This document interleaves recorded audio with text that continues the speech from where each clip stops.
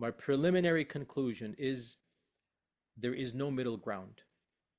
Mm. And historical critical method and isnad analysis are two diametrically opposed ways of looking at early Islam and reports, and I don't find much commonality between them as of yet.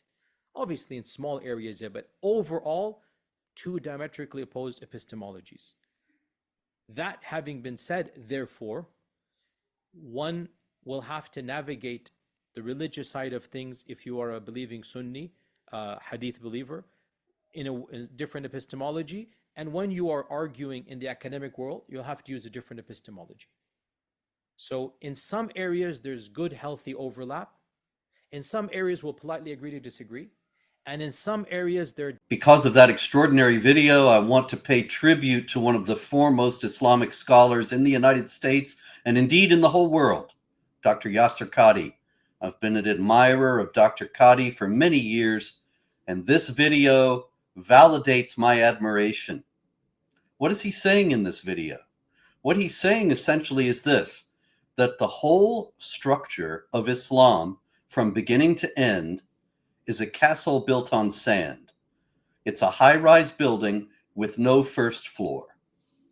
Because without the science of hadith, which he has just dismissed in the video you have just seen, Islam itself does not and cannot exist. Now, in the first place, in order to understand that, we have to understand what he means by the science of hadith. And you can see that from this chart. The hadiths, of course, are reports about Muhammad's words and deeds. Ones that are considered authentic are considered normative for Islamic law.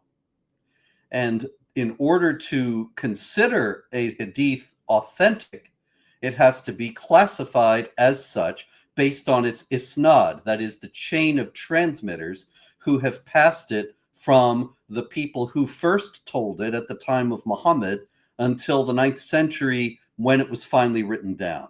And so you see from the chart that there are various grades of hadith based on the reputations of the people who passed it on, based on various other considerations that will ultimately get it the grade of sahih or sound, daif, which is weak, or various other grades. And on that basis, it is considered authoritative or not. Now, that's the science, but it's really not a science.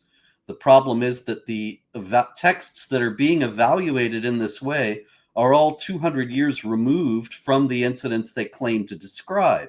And in many cases, the chains of transmission, the isnad chains, upon which their claim to authenticity is based, are often even later than the stories themselves. Yet this is the basis for a great deal of Islamic doctrine and practice. Even the 5 daily prayers and the details of what to pray during those 5 daily prayers come from the Hadith, not the Quran. Now, many Muslims nowadays say, no, we just need the Quran alone, because the Quran itself says, light from Allah and a clear book has come to you. That's chapter 5, verse 15. The clear book is supposed to be the Quran itself. But the fact is, only a cursory reading is needed to establish it isn't clear at all. Now, I could give a myriad of examples of this, but just take one. The word zihar in chapter 58, verse 2. That reads this way: those of you who put away your wives, they are not their mothers. No one are their mothers except those who gave them birth. They indeed speak an evil word and a lie. And indeed, Allah is forgiving, merciful. Now, put away in that passage, those of you who put away your wives, is yuzahiruna, which is a word that is assumed in various hadith to be referring to a practice called zihar, which is to say to your wife, you are like my mother, which is essentially to pronounce divorce. But elsewhere in the Quran, the same word, zihar, means aid or help or support. For example, chapter 2, verse 85 says, "Yet it is you who kill each other and expel a party of your people from their homes, supporting one another against them by sin and aggression." Supporting in that passage is tazaharuna, a form of the same word. Chapter 9, verse 4, same thing. "Except for those of the idolaters with whom you have a treaty and who have not been deficient toward you, nor have supported anyone against you." Support in that passage is yuzahiru. So to use the Quran's own common meaning of the word, we would understand chapter 58, verse 2 as saying, "Those of you who supported your wives, they're not your mothers," which of course would not make any sense. So the hadith is needed in order to make the Quran passage make any sense at all.